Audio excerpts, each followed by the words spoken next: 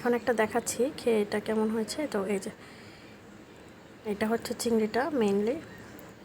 এত গরম কীভাবে খাবো।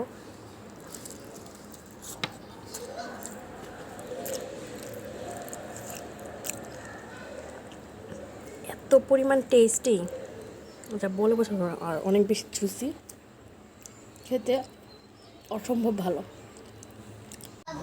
তো প্রথমে আমি চিংড়িটা তৈরি করে নিয়েছি। চিংড়িটা তৈরি করার জন্য আমি এখানে মাঝারি সাইজের চিংড়ি নিয়েছি। সেটার মাথার অংশে যে খোলসটা সেটা আমি ফেলে দিচ্ছি, আর বডিতে যে খোলস সেটাও রেখে দেবো। শুধু লেজের ওইখানে একটুখানি রাখবো, যাতে দেখতেও ভালো লাগে আর একটু ধরাও যায়।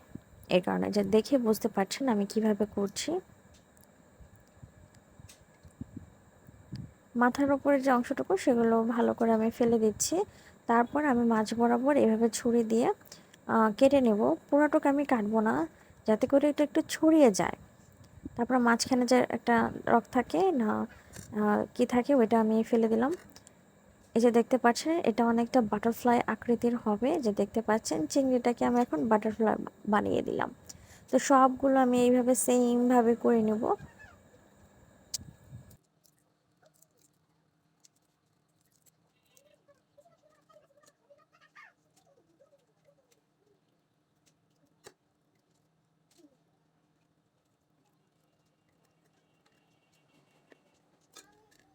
এই যে চিংড়ি মাছগুলো আমি এরকম করে পরিষ্কার করে নিয়েছি আর এভাবে কেটে নিয়েছি। এটা কেটে নেওয়াকে বলা হয় হচ্ছে বাটারফ্লাই। তো এই তো সবগুলো আমি একবারে সুন্দর করে বাটারফ্লাই আকৃতি করে তারপর ভালো করে ধুয়ে টুয়ে নিয়েছি, যাতে করে কোনো ময়লা টয়লা না থাকে এর মধ্যে।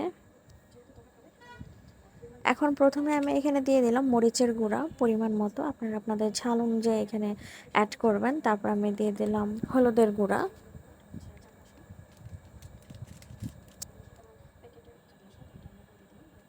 আর একটু লাগলো তো আমি আর একটু দিয়ে দিলাম। টমেটো সস দিয়ে দিলাম। তারপর এখানে আমি দিয়ে দিয়েছি হচ্ছে আদা রসুন বাটা। আদা রসুন আমার একসাথে বাটা থাকে, আপনারা চাইলে আলাদা আলাদা করে বেটে আলাদা আলাদা করেও দিতে পারেন। তারপর দিয়ে দিচ্ছি স্বাদ মতো লবণ। আর এখানে কিন্তু লবণটা অবশ্যই আপনাদের টেস্ট বাড আর হচ্ছে প্রয়োজন অনুযায়ী দিবেন, কারণ এখানে টমেটো সস, সয়া সস এগুলো কিন্তু লবণ থাকে। তো সেটা মাথায় রেখে আপনাদের লবণটা এখানে ইউজ করতে হবে। এখন সবগুলো খুব ভালো করে আমি এখানে ম্যারিনেশন করে নিয়েছি। এটাকে আপনারা কমপক্ষে 30 মিনিট নর্মাল টেম্পারেচার রাখবেন, ফ্রিজের নর্মাল পোর্শনে। তো তারপর এটাকে আমাদের প্রিপারেশন নেক্সট চলে যাব। আমি এখানে প্যানের মধ্যে তেল দিয়ে দিয়েছি। তারপর আমি এখানে আমার এই ম্যারিনেশন করা চিংড়িগুলো, এখানে আমি বেসন নিয়েছি, বেসনের মধ্যে দিয়ে দিচ্ছি। বেসনের মধ্যে আমি লবণ আর হচ্ছে একটু গরম মশলার গুঁড়ো দিয়ে দিয়েছিলাম। এটার মধ্যে দিয়ে তারপর আমি জাস্ট একটু ভেজে নেব। যে সবগুলো আমার দেওয়া হয়ে গেছে। গ্যাসের আঁচটা আমি এখন বাড়িয়ে দিয়েছি, আর একটু তেল দিয়ে দিলাম যেহেতু তেলটা কমে গেছে। এরকম করে আমার দুপাশ করে খুব সুন্দর করে ভেজে নিতে হবে। দেখতে পাচ্ছেন খুব সুন্দর কালার চলে এসেছে। একসাথে বেশি ভাজতে যাবেন না, যে বেশি ভাজলে হচ্ছে মাথাটা ছুটে যায় আমার মতো, মানে আমার চিংড়ির মতো। তো এখন আমি সবগুলো চিংড়ি মাছ উঠিয়ে রাখবো।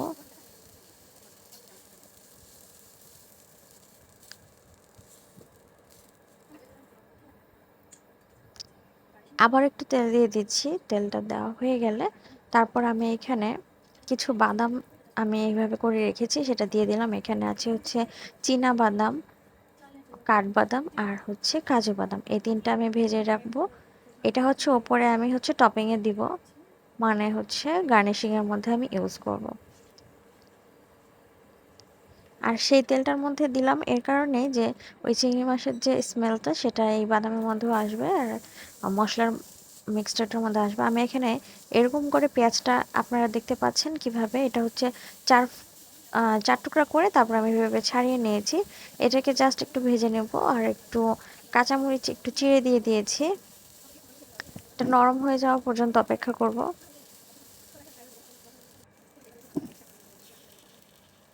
এই যে দেখতে পাচ্ছেন এটা ট্রান্সপারেন্ট টাইপ হয়ে গেছে।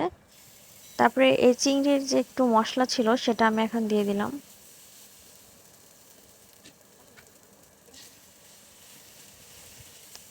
এখন এর মধ্যে আমি দিয়ে দিলাম অনেকগুলো টমেটো সস।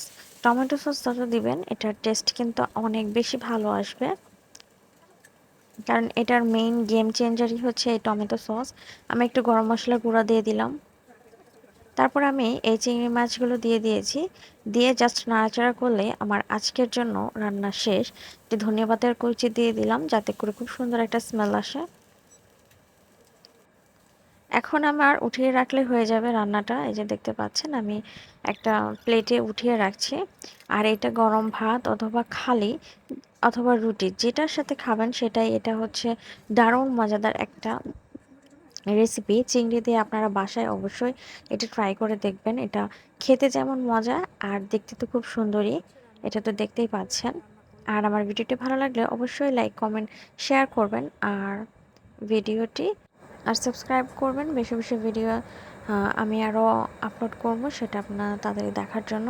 তো দেখতে পাচ্ছেন এটা যেমন টেন্ডার অ্যান্ড জুসি হয়েছে সেটা কিন্তু খেতেও অনেক বেশি ইয়াম্মি। এই যে দেখতে পাচ্ছেন। তো আপনারা বাসায় অবশ্যই বানাবেন। এই সেম ট্রিক ফলো করে আপনারা চিকেন দিয়েও বানাতে পারেন। আজকের জন্য এই পর্যন্ত। সবাই ভালো থাকবেন। আসসালামু আলাইকুম সবাইকে।